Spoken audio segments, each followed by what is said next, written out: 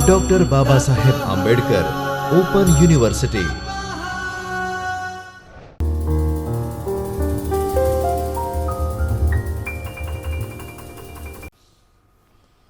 નમસ્તે મિત્રો, ભારત સરકારની ઔદ્યોગિક નીતિ વિશે આપણે સમજીએ છીએ।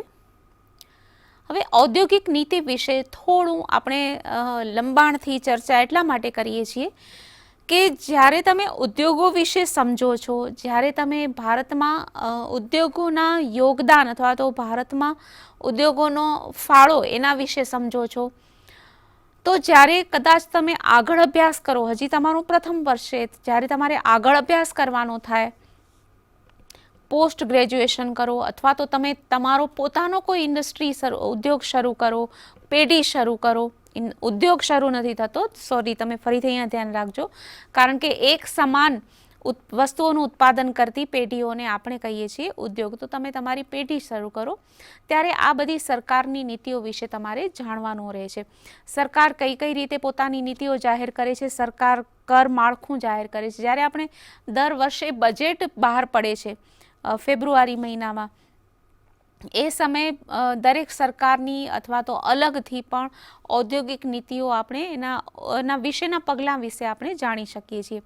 આના પહેલાંના 2 સેશન પણ ઉદ્યોગો વિશે હતા, જેમાં આપણે જાણ્યું કે ઉદ્યોગો એટલે શું, ભારતમાં ભારતીય અર્થતંત્રમાં ઉદ્યોગોનો અથવા તો ઔદ્યોગિક ક્ષેત્રનો શું ફાળો છે, રોજગારમાં શું ફાળો છે, તો આ બધી બાબતોને આપણે લઈ શકીએ। તો આ બધી બાબતોના આધારે પછી જ્યારે આપણે ચર્ચા કરતા હતા કે ભારત સરકારની ઔદ્યોગિક નીતિ શું છે, તો ભારત સરકારની જ્યારે ઔદ્યોગિક નીતિ વિશે આપણે વાત કરીએ છીએ ત્યારે જેમ આપણે કહ્યું હતું કે આપણે 1948, 1977 અને 1991ની 3 જે માઇલસ્ટોન સમાન ઔદ્યોગિક નીતિ ગણાય એની આપણે ચર્ચા કરતા હતા। આપણે ચર્ચા કરતા હતા કે જ્યારે 1948માં ભારતની સૌપ્રથમ સ્વતંત્ર ભારતની ઔદ્યોગિક નીતિ આવી, એ સમયે જાહેર ક્ષેત્રનું પ્રભુત્વ હતું, મહત્વ હતું, અને એમાં ભારે ઉદ્યોગોની સ્થાપના થઈ। ભારત સરકારે ભારે એટલે હેવી ઇન્ડસ્ટ્રીઝ, મશીનરી, એરોપ્લેન, ટ્રેનના વાહનો બનાવતા હોય, પછી મોટા મોટા ઉદ્યોગો, એન્જિનિયરિંગ ગુડ્સ, એ બધા ઉદ્યોગોના ઉત્પાદન શરૂ કર્યું। એ વખતે સરકારે નાના ઉદ્યોગોને મહત્વ નહોતું આપ્યું, એ વખતે સરકારે પ્રોત્સાહન નહોતું આપ્યું કે હસ્તકળાનું, તમે એક વિચાર કરો, આ બધા જે ચેન્જીસ થાય છે એના વિશે તમે જરૂરથી ધ્યાન આપી શકશો કે અત્યારે જેટલું સરકાર સ્કિલ ઇન્ડિયા, હસ્તકળા ઉદ્યોગોને પ્રોત્સાહન આપે છે, એ વખતે ભારત જ્યારે સ્વતંત્ર થયું, જ્યારે સૌ પ્રથમ ઔદ્યોગિક નીતિ જાહેર કરી, ત્યારે આ બધા ઉદ્યોગોને પ્રોત્સાહન અપાયું હતું, એવું નથી કે એને નહોતું અપાતું, પણ ભારત સરકારે કયા ઉદ્યોગોને મહત્વ આપ્યું, તો ભારે ઉદ્યોગોને મહત્વનું, હેવી ઇન્ડસ્ટ્રીઝને આપ્યું, મોટી મશીનરીઓ, મોટા કારખાનાઓ। એના પાછળનો હેતુ એ હતો કે ભારતની પ્રજા, આપણને જ્યારે અત્યારે 125 કરોડે આટલી વધારે વસ્તી લાગે છે, તો એ સમયે પણ વસ્તી ભારતમાં વધારે જ હતી, અને આટલી બધી મોટી બધી વસ્તી અને આટલી બધી જનસંખ્યાને જરૂરિયાતો પૂરી પાડવા માટે ઉત્પાદન મોટા પાયા પર થવું જોઈએ। આપણે જ્યારે પ્રાથમિક સુવિધાઓની વાત કરતા હોય કે બધાને ખોરાક મળવો જોઈએ, બધાને મકાન મળવું જોઈએ, બધાને કપડાં મળવા જોઈએ, જે બેઝિક આપણે ખોરાક, કપડાં અને મકાનની વાતો કરીએ છીએ, તો બેઝિક વસ્તુઓ પણ ભારતની જનતાને બધાને મળતી નહોતી। જો આપણે મોટા પાયા પર કાપડનું ઉત્પાદન ન કરીએ, ખેતરોમાં કામ કરવા માટે ટ્રેક્ટરનું ઉત્પાદન ન કરીએ, જુઓ ખેતી તો થાય છે પણ ધીમે ધીમે પ્રાણીની ક્ષમતા બળદથી પ્રાણીનો ઉપયોગ કરીને, બળદથી કે ક્યારેક ખેડૂત પોતે ખેતર ખેડે, તો ભારતની આટલી મોટી જનતાને પૂરું પાડવા માટે અનાજનું ઉત્પાદન ક્યારે થાય? સિંચાઈઓનો વિકાસ કરવો છે પણ એન્જિનિયરિંગ ગુડ્સ ક્યારે મળે? મોટા પાયા પર કાપડનું ઉત્પાદન ક્યારે થાય? મોટા પાયા પર અને જલ્દી બધા મકાનો ક્યારે બને? તો એ મોટા પાયા પર ઉત્પાદન કરવા માટે સિમેન્ટ ઇન્ડસ્ટ્રીઝની મોટી કંપનીઓ હોય તો જ જલ્દી સિમેન્ટ બને। તો આ આ બધું ઉત્પાદન કરવા પાછળનો, મોટા પાયા પર ઉત્પાદન કરવા પાછળનો હેતુ હતો કે ઘણું ઉત્પાદન કરવું છે, માસ માટે ઉત્પાદન કરવું છે. આના પહેલા જ્યારે બ્રિટિશ શાસન હતું કે એનાથી પહેલાં રાજાઓ અને મુગલો હતા, ત્યારે પ્રજા માટે આટલા મોટા પાયા પર ઉત્પાદન કરવાનું કોઈ ક્યારે વિચારવાની સ્થિતિ ઊભી થઈ નહોતી, કોઈ વિચાર્યું નહોતું. પણ જેમ જેમ આપણે બીજા બધા દેશોના અર્થતંત્રના સંપર્કમાં આવતા ગયા કે ત્યાં કાપડની મિલો હોય છે તો ઉત્પાદન ઘણું થાય છે, પાવર લૂમ્સ હોય છે, હેન્ડલૂમ્સની હાથશાળ કે હાથવણાટનું બનેલું કાપડ ક્યારે ભારતની પ્રજાને મળે? તો જો મશીનોથી ઉત્પાદન થાય તો જ ખોરાક મળે, તો જ કાપડ મળે, તો જ મકાનો મળે. તો મોટા પાયા પર ઉત્પાદન કરવાનું હતું, ઉપરાંત પ્રજા પાસે એટલી બચત નહોતી. હવે ઉત્પાદનના સાધનો તો હતા, તો એનો ઉપયોગ કેવી રીતે કરવો એનું જ્ઞાન નહોતું. એટલે સરકારે માર્ગદર્શકની ભૂમિકા ભજવી, ઉત્પાદનના સાધનો મોબિલાઇઝ કરવા. આપણને હવે ખ્યાલ છે કે આપણને જ્યારે નાણાંની કે મૂડીની જરૂર પડે ત્યારે બેન્કો પાસે જઈએ, નોન બેન્કિંગ ફાઇનાન્સ કંપનીઓ પાસે જઈએ. આપણી પાસે જ્યારે વધારે નાણાં હોય છે ત્યારે આપણી બચત માટે બેન્કોમાં જઈએ, મ્યુચ્યુઅલ ફંડમાં ઇન્વેસ્ટ કરીએ, અથવા તો આપણા પરિચિત હોય તો એને વિશ્વાસ હોય તો અને ક્ષમતા હોય તો આપણે સીધા એને નાણાં આપીએ ઉદ્યોગ માટે. પણ એ સમયે એવી કોઈ જ સ્થિતિ નહોતી કે પ્રજા પાસે એવું કરી શકાય એવી જાણકારી નહોતી, આવડત પણ નહોતી. તો આ બધા કારણોસર સરકારે ઔદ્યોગિક ક્ષેત્ર પોતાના હસ્તક એટલે કે જાહેર ક્ષેત્રને હસ્તક રાખવું પડતું. અત્યારે તો તમને ખ્યાલ છે કે કેટલી બધી શિક્ષણ સંસ્થાઓ ડેવલપ થઈ ગઈ છે, બિઝનેસ એડમિનિસ્ટ્રેશન, પ્રોડક્શન, કેટલું બધું શીખી શકાય છે. તમે થોડીક જૂની ફિલ્મો જોતા હશો કદાચ ઈસ્ટમેન કલરમાં, તો તમને ક્યારેક ખ્યાલ હશે, એમાં ડાયલોગ્સ એવા આવતા હશે કે મેરા બેટા વિલાયત સે પઢાઈ કરકે આ રહા હૈ. તો એમાં BBA ને એવી અત્યારે તો બહુ સામાન્ય ઘણા એવી ડિગ્રીઝ હોય છે, પણ એ માટે પણ બહુ વિદેશ ભણવા જવું પડતું. તો શૈક્ષણિક જ્ઞાન આપતી સંસ્થાઓ પણ એટલી નહોતી કે આ બધું પ્રેક્ટિકલ જ્ઞાન આપે. તો આ બધા કારણોસર સરકારે બધી બાબતો પોતાને હસ્તક રાખવી પડે એવી સ્થિતિ હતી. એટલે મોટા ઉદ્યોગો શરૂ કર્યા. હવે નાના નાના પાયાના ઉદ્યોગો શરૂ કરવાથી આપણા ધ્યેય, આર્થિક વિકાસના ધ્યેય પૂરા થઈ શકે તેમ ન હોય. ઝડપી ઉત્પાદન ન થાય, માસ માટે ઉત્પાદન ન થાય. એટલા માટે આ પ્રકારની નીતિ વિકસાવવામાં આવેલી હતી. હવે સ્વાભાવિક છે, તમે જાણો છો કે જ્યારે આપણે કોઈ પણ ડિસિઝન લઈએ છીએ ત્યારે એના બે પાસા હોય છે. એના પ્લસ પોઈન્ટ પણ હોય છે, એના માઇનસ પોઈન્ટ પણ હોય છે. ફાયદા પણ થાય છે, નુકસાન પણ થાય છે. જ્યારે મોટા પાયા પર ઉદ્યોગોની સ્થાપનાની વિચારધારા અપનાવવામાં આવી ત્યારે એના અમુક લોકો વિરોધમાં પણ હતા કે મશીનો જ્યારે વધારે કામ કરશે ત્યારે ઓછા લોકોને રોજગાર મળશે.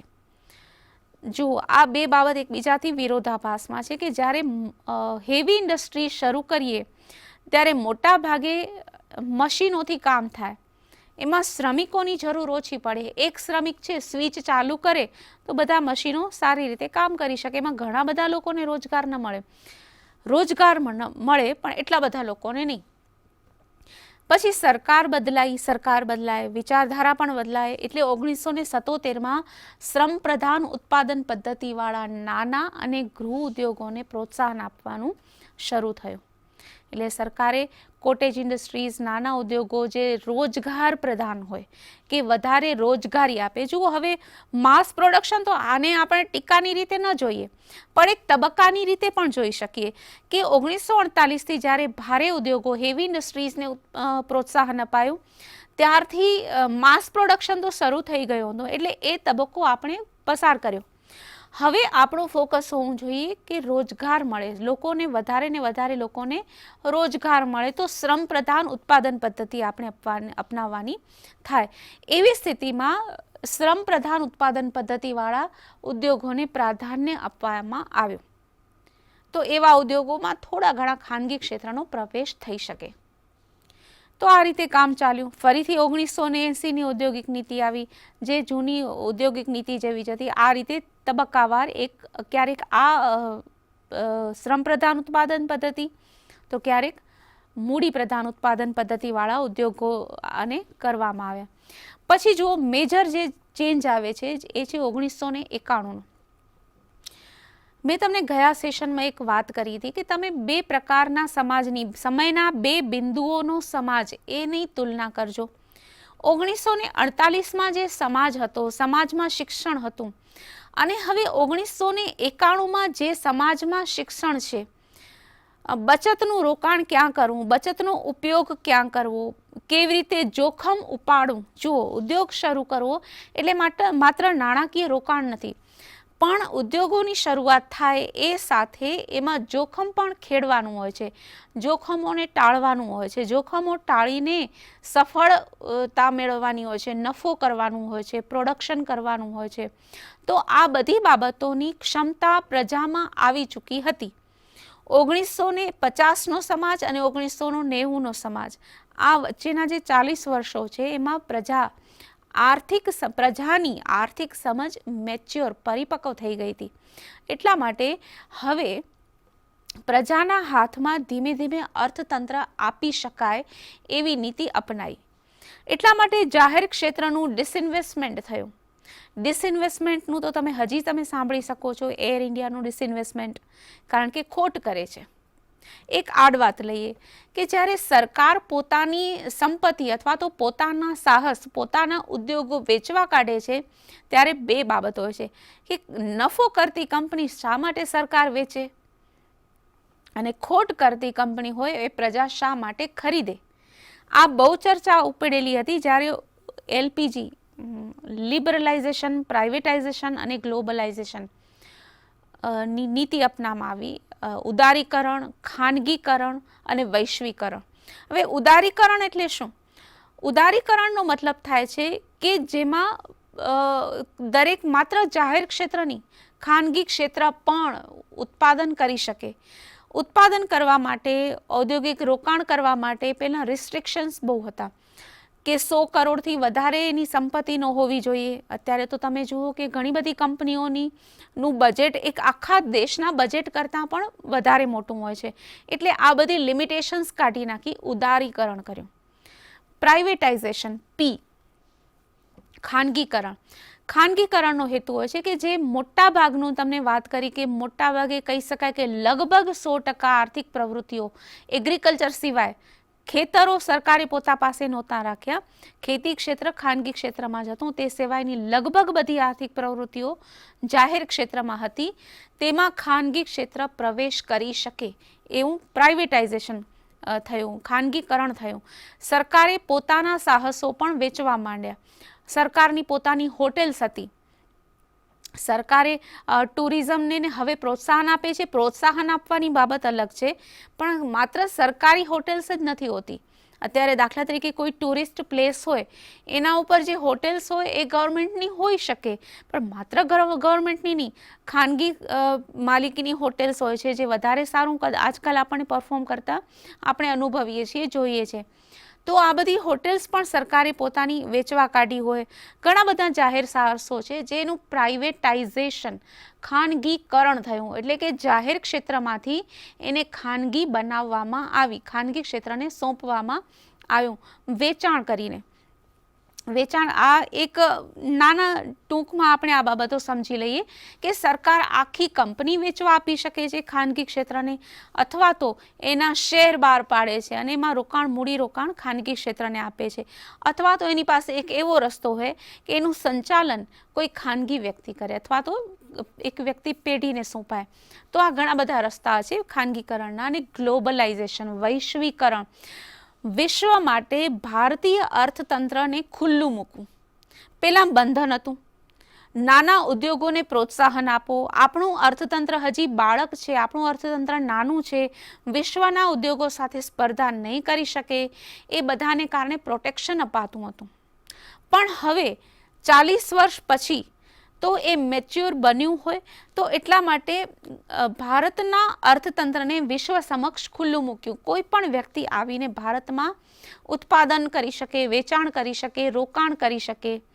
તેવી જ રીતે ભારતના ઉદ્યોગો પણ વિશ્વમાં પોતાની ક્ષમતા સાબિત કરી શકે. અત્યારે તમે ઘણી બધી એવી વસ્તુઓ જુઓ છો કે અથવા તો પેઢીઓ જુઓ છો કે જે ભારતની હોય છે અને વિશ્વમાં ઘણું મોટું સારું કામ કરે છે. તો આ રીતે એલપીજી નીતિ ગ્લોબલાઇઝેશનની નક્કી કરવામાં આવી, જે ઉદારીકરણ, ખાનગીકરણ અને વૈશ્વિકરણની આપણે કહી. તો એ આખું એનું કારણ શું, જે આપણે શરૂઆતમાં વાત કરી હતી કે 1948ની નીતિ અને 1991ની નીતિ, એમાં આખો સમાજ બદલાઈ ગયો હતો. પહેલા સમાજ કેવો હતો, કારણ કે એટલા માટે સરકારે જાતે હસ્તક્ષેપ કરવાની જરૂર પડી. હવે સમાજ મેચ્યોર બન્યો છે, આર્થિક રીતે, સમજદારીની રીતે, આવડતની રીતે, સ્કિલની રીતે, દરેક રીતે. તો આખું અર્થતંત્ર ખાનગી ક્ષેત્રને સોંપી શકાય. તો આ રીતે ભારતની આખી નીતિ, ઔદ્યોગિક નીતિ ચેન્જ થઈ ગઈ. અત્યારે શું સ્થિતિ છે, આપણે જ્યારે હવે 21મી સદીમાં પણ આપણે સારો એવો સમય આટલા વર્ષનો પસાર કરી ચૂક્યા છીએ, ત્યારે અત્યારે શું ઔદ્યોગિક નીતિ હોઈ શકે એના ઉપર આપણે વર્તમાન નીતિની થોડીક લાક્ષણિકતાઓ આપણે ટૂંકમાં જોઈએ. તો એમાં મુખ્ય 3 મુદ્દાઓ છે. જુઓ, મુખ્ય 3 મુદ્દાઓ કયા કયા થાય છે. એક તો સૌથી પહેલો છે make in India, welcome to foreign capital અને સ્કિલ ફોર્મેશન. આ 3 મુદ્દાઓ ઉપર તમે ખાસ ધ્યાન આપો. ખાસ તમે સાંભળી શકો છો. એક તો મેક ઇન ઇન્ડિયા. હવે ભારતીય અર્થતંત્ર પહેલાં એવું હતું કે ભારતમાં વસ્તુઓ ઘણી વખત બનતી નહીં, આપણે એસેમ્બલ કરતા. આપણે ઘણી બધી વાહનોની છે, પેઢીઓ છે. આ તમને ચાલો એક હોમવર્ક આપી દઉં તમને, ડુ ઇટ યોર સેલ્ફમાં, કે ભારતમાં એવી કઈ કંપનીઓ છે અથવા તો પેઢીઓ છે જે વિદેશી પેઢીઓ સાથે કોલેબોરેશન અથવા તો સહકાર સાધીને ઉત્પાદન કરે છે. એ કોઈ કન્ઝ્યુમર ગુડ્સની પ્રોડક્ટ છે, એ કોઈ વાહનોનું ઉત્પાદન છે, કે એ કઈ બાબત, ફિલ્મોનું પ્રોડક્શન થાય છે, જેમ આપણે વાત કરી ફિલ્મ ઇન્ડસ્ટ્રી વિશે. તો આ કઈ કઈ બાબતો એવી છે કે ભારતમાં એવી ભારત અને વિદેશી કંપની સાથે મળીને કામ કરે છે. બીજું એક તમે એ પણ હોમવર્ક કરજો અથવા તમે એનો અભ્યાસ કરજો કે એવી કોઈ કંપની છે કે ભારતની કંપની છે, મૂળ ભારતની, પણ એ વિદેશમાં સારી રીતે વિકસી છે અને એનું વિદેશમાં પણ બજાર મોટું છે. તો આ 2 બાબતોનો અભ્યાસ જરૂરથી કરજો. આપણે આગળ વિચારીએ કે મેક ઇન ઇન્ડિયા છે, વેલકમ ટુ ફોરેન કેપિટલ છે ને સ્કિલ ફોર્મેશન, આ આપણે શા માટે કરીએ છીએ. હવે આ પ્રકારની નીતિ વિશે થોડીક ચર્ચા કરીએ. તો સ્કિલ ફોર્મેશન કરવાનું થાય. હવે ઇન્ડસ્ટ્રીઝ આગળ આવે તો આપણે ઘણી વખત ઇન્ડસ્ટ્રીયાલિસ્ટ હોય કે જે ઓનર્સ હોય ને, એમણે એવી ફરિયાદો પણ સાંભળેલી છે કે ઉદ્યોગોને જે પ્રકારની સ્કિલ જોઈએ, ભારતમાં શિક્ષણ વધ્યું છે પણ ભારતમાં જે પ્રકારની સ્કિલ જોઈએ ઉદ્યોગો માટે, એવી સ્કિલ ધરાવતા તાલીમી કર્મચારીઓ નથી મળતા. અને સ્કિલ ન હોવાને કારણે ઘણા બધા નાના નાના ઉદ્યોગો છે એ પણ આપણે નથી ચલાવી શકતા. ઉપરાંત રોજગારની તકો ક્યારે વધે છે કે જ્યારે કોઈ પણ વ્યક્તિ સ્કિલ આવે આપે, એટલે નાના ઉદ્યોગો શરૂ કરી શકાય છે, નાના પાયા પર સાહસ શરૂ થઈ શકાય છે. એટલા માટે આપણે ઘણી બધી જાહેરાતો પણ જોઈએ છીએ કે કોઈ પણ નાનો એવો વિચાર લઈને જઈએ, આઈડિયા લઈને જઈએ અને આપણને ફાઇનાન્સ મળી શકે છે. હવે બધું કરવા માટે આપણી પાસે એટલી બધી મૂડી ન પણ હોય તો શું કરીએ, આપણી મૂડી અથવા તો કોઈ પણ સાધનો મોબિલાઇઝ થાય ત્યારે આર્થિક વિકાસ થઈ શકે છે. તો બીજો મુદ્દો આવે છે વેલકમ ટુ ફોરેન કેપિટલ. આપણે વિદેશી મૂડીને આમંત્રણ આપીએ છીએ, આવકારીએ છીએ. વિદેશી મૂડીરોકાણ 2 પ્રકારે થઈ શકે છે. એક તો સીધું વિદેશી મૂડીરોકાણ એટલે કે ફોરેન ડાયરેક્ટ ઇન્વેસ્ટમેન્ટ. તમે FDI વિશે ઘણું સાંભળેલું હશે. તો FDI એટલે કે કોઈ પણ વ્યક્તિ કે કોઈ પણ સંસ્થા સીધું જ પોતાની કંપની શરૂ કરી શકે. શરૂઆતમાં હંમેશા એનો વિરોધ હોય જ છે. અથવા તો સંસ્થાકીય રોકાણ એટલે ઇન્સ્ટિટ્યુશનલ ઇન્વેસ્ટમેન્ટ. તો આ સંસ્થાકીય રોકાણ એટલે શું કે દાખલા તરીકે કોઈ વિદેશી બેંક છે એ ભારતમાં રોકાણ કરે, અથવા તો આંતરરાષ્ટ્રીય નાણાં સંસ્થાઓ છે એ ભારતમાં રોકાણ કરે તો આ સંસ્થાકીય રોકાણ છે એ પણ થઈ શકે. તો આપણે વિદેશી મૂડીને આકર્ષીએ છીએ, પણ વિદેશી મૂડી ક્યારે ભારતમાં રોકાણ કરી શકે? તો ભારતનું ઇન્ફ્રાસ્ટ્રક્ચર સારું હોય અને એ પ્રકારે તો વિદેશી કંપનીઓ અથવા તો ઇન્સ્ટિટ્યુશનલ ઇન્વેસ્ટર્સ અથવા તો વ્યક્તિગત રોકાણકર્તાઓ આકર્ષિત થાય. ફર્સ્ટ પોઈન્ટ છે મેક ઇન ઇન્ડિયાનો. મેક ઇન ઇન્ડિયાનો મતલબ શું થાય છે કે ભારતમાં ઉત્પાદનની પ્રક્રિયા કરવી, પ્રોસેસ કરવી. હવે આવું કરીએ એના માટે શું થાય? ઉત્પાદનની પ્રોસેસ કરવી. જનરલી આપણે એવું પણ થાય છે કે મોટા ભાગે જુઓ, ઉત્પાદન કરવું એટલે એમાં મોટા ભાગે વેપાર થતો હોય છે કે બહારથી વસ્તુઓ આવે અને એનો વેપાર થાય. એ ઉત્પાદનની વ્યાખ્યામાં તો આવે, અર્થતંત્રના કોન્સેપ્ટ આપણે જોઈએ, વિભાવના કહીએ તો બહારની વસ્તુ એટલે કે વિદેશી વસ્તુઓ ભારતમાં લઈને વેચાણ કરવી એ ઉત્પાદન તો ગણાય. પણ ભારતમાં મેન્યુફેક્ચરિંગ, એનું ઉત્પાદન અહીં ભારતમાં થાય એ પ્રકારનું આપણે અહીંયા વાતાવરણ ઊભું કરવાની સરકારની નીતિ છે. એટલે ઉદ્યોગો વિકસે, મેન્યુફેક્ચરિંગ અહીં થાય, ભારતમાં થાય. એનાથી શું થાય? રોજગારનું પ્રમાણ વધે. હવે દાખલા તરીકે કોઈ પણ વસ્તુ વિદેશથી લઈ આવીને ભારતમાં વેચીએ તો એમાં કોઈ પણ એક યુનિટમાં વધુમાં વધુ કેટલા લોકોને રોજગાર મળે? એનાથી થોડું બીજું બાબત સમજીએ કે જ્યારે કોઈ પણ વસ્તુનું ઉત્પાદનની પ્રક્રિયા ભારતમાં થાય તો એ ઉત્પાદનની પ્રક્રિયા કરતી વખતે કેટલા બધા લોકોને રોજગાર મળે? તો આમ રોજગારીનો વિકાસ કરવા માટે આપણે ભારતમાં મેક ઇન ઇન્ડિયાનું આપણે કરીએ છીએ. અહીંયા ગુણવત્તા, હવે અહીંયા ફરીથી સ્પર્ધાત્મકતા આવે છે. ગુણવત્તા સારી રાખવાની હોય છે, નિયમિતતા રાખવાની હોય છે. જ્યારે સપ્લાય, પુરવઠો પૂરો પાડવાનો હોય, વસ્તુ ગ્રાહકોને ગમી ગઈ પણ બજારમાં હોય જ નહીં તો એનો સ્ટોક પૂરો રાખવાનો થાય છે. તો આ બધા પાસાઓ આવે છે. ભારતમાં રોજગારીનું પ્રમાણ વધે અને ભારતના અમુક વણવપરાયેલા સાધનોનો પણ ઉપયોગ થાય એવા હેતુથી ભારતમાં આ 3 મુદ્દાઓને આપણે ધ્યાનમાં લઈને આ નીતિ અપનાવવામાં આવેલી હોય છે. હવે આગળ મેં તમને આ સેશનમાં નહીં, એનાથી પહેલાંના સેશનમાં આપણે લિંક ઉપરથી તરત જ વેબસાઇટ ઉપર ગયેલા હતા. અહીંયા પણ જુઓ, તમે જુદા જુદા વેબસાઇટ્સ અને પુસ્તકોનો અભ્યાસ પણ કરી શકો છો. જે સંદર્ભોનું વાંચન કરવામાં આવ્યું છે એ અહીંયા બતાવેલા છે. જુદી જુદી વેબસાઇટ્સ જુઓ, ભારતના ઉદ્યોગો ઉપર લખેલા પુસ્તકો જુઓ અથવા તો ઇન્ડિયન ઇકોનોમીનું કોઈ પણ પુસ્તક જુઓ, એ આપણો અભ્યાસક્રમ છે. ન્યૂઝપેપર્સ, પિરિયોડિકલ્સ અથવા તો આર્થિક બાબતો બતાવતા જે સપ્લિમેન્ટ્સ હોય છે, પૂર્તિ, અઠવાડિયામાં ન્યૂઝપેપર્સની પૂર્તિ હોઈ શકે છે અથવા તો એના ખાસ એના અંક બહાર પાડવામાં આવે છે. એ બધાનો આપણે અભ્યાસ કરવાનો થાય. તો જરૂરી નથી કે આપણા અભ્યાસક્રમમાં જેટલા આંકડા આપેલા છે એને જ ગોખી નાખીએ. એને કરો તો પણ તમને ઘણું બધું જ્ઞાન મળશે ચોક્કસ, પણ જ્ઞાનનો ફલક હંમેશા વિસ્તૃત રહ્યો છે, તમે જાણો છો. તો આટલા વિશાળ પાયા ઉપર જે જ્ઞાન આપણને મળ્યું છે તો એ આપણે શા માટે ન લઈએ? તો બધી વેબસાઇટ્સ છે ઇન્ડસ્ટ્રીઝની, અને ખાસ કરીને ઓથેન્ટિક વેબસાઇટ્સ ઉપર જવાનું. સમાચાર પત્રો તો પણ કોઈ પણ ચોપાનિયા છાપી દે છે એવા સમાચાર પત્રો નહીં. સ્ટાન્ડર્ડ અને ઓથેન્ટિક સમાચાર પત્રો, સ્ટાન્ડર્ડ અને ઓથેન્ટિક ન્યૂઝ ચેનલ્સ, આ બધાનો આપણે અભ્યાસ કરવો જોઈએ, વિશ્વાસ કરવો જોઈએ. વિશ્વાસ કર્યા ઉપર ફરીથી એનો સંશોધન પણ કરવું જોઈએ જેથી કરીને આપણે સાચી માહિતી મળી શકે. તો ઉદ્યોગો વિશે જ્યારે તમે અભ્યાસ કરો છો ત્યારે આ બધી બાબતોને ધ્યાનમાં રાખજો. તેમ ઉપરાંત હું હંમેશા તમારા વિચારો, તમારા પ્રતિભાવો અને તમારા પ્રશ્નો જે કંઈ પણ હોય એના માટે રાહ જોઉં છું. ઈમેલ આઈડી તમે નોંધ કરી લેજો, kruti.chhaya KRUTI.CHHAYA. બ્લોગ પર તમે તમારો વિચાર મૂકી શકો એમ છો. એના કોમેન્ટ્સમાં બ્લોગમાં krutischhaya.blogspot.com. તો આ બધા એવા પાસાઓ છે, આ બધા એવા સંપર્કની લિંક છે કે જે તમે મારો સંપર્ક કરી શકો છો.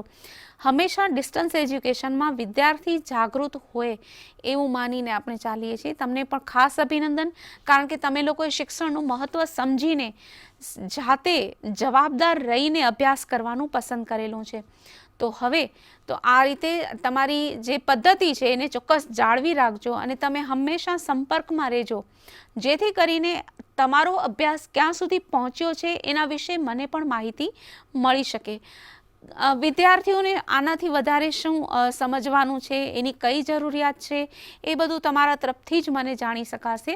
એટલે તમારા અભિપ્રાયો જરૂરથી આપજો અને તમારા તરફથી જે કોઈ પણ આવશે એનો તરત જ પ્રત્યુત્તર પણ આપવામાં આવશે, એની ખાસ તમે ખાતરી રાખજો. ત્યાં સુધી આપણે ફરીથી મળીએ તે પહેલાં એક વખત આપણે એનું રિવિઝન કરી જોઈએ કે આજે આપણે અને છેલ્લા 3 સેશનમાં શેનો અભ્યાસ આપણે કરેલો. સૌથી પહેલાં તો આપણે અભ્યાસ કર્યો કે પેઢી અને ઉદ્યોગ એટલે શું. પેઢી હોય તો પેઢીઓનો સમૂહ ઉદ્યોગ બને, પણ એક સરખું ઉત્પાદન કાર્ય કરતી પેઢીઓનો સમૂહ ઉદ્યોગ છે. ઔદ્યોગિક ક્ષેત્ર એટલે ભારતના બધા ઉદ્યોગો. ઉદ્યોગોનું મહત્વ શું છે કોઈ પણ અર્થતંત્રમાં, ભારતમાં ઉદ્યોગોનું શું મહત્વ છે, ભારતમાં ઉદ્યોગોએ આર્થિક વિકાસમાં શું યોગદાન આપેલું છે, કેટલો વિકાસ કરી રહ્યા છે, ભારત સરકારની ઔદ્યોગિક નીતિ શું છે, આ બધા જ પાસાઓ વિશે આપણે અભ્યાસ કર્યો. એટલે ફરીથી જ્યારે પણ તમે ઉદ્યોગ વિશે કંઈ પણ તમારો શબ્દ તમારા કાનમાં પડે કે તમારી આંખો સામેથી પસાર થાય ત્યારે આપણું સેશન જરૂરથી યાદ કરજો, મને પણ યાદ કરજો. ત્યાં સુધી તમારો સમય ઘણો જ સારો અને આનંદિત રીતે પસાર થાય તેવી doctor Baba Saheb Ambedkar open university તરફથી શુભકામનાઓ. આભાર.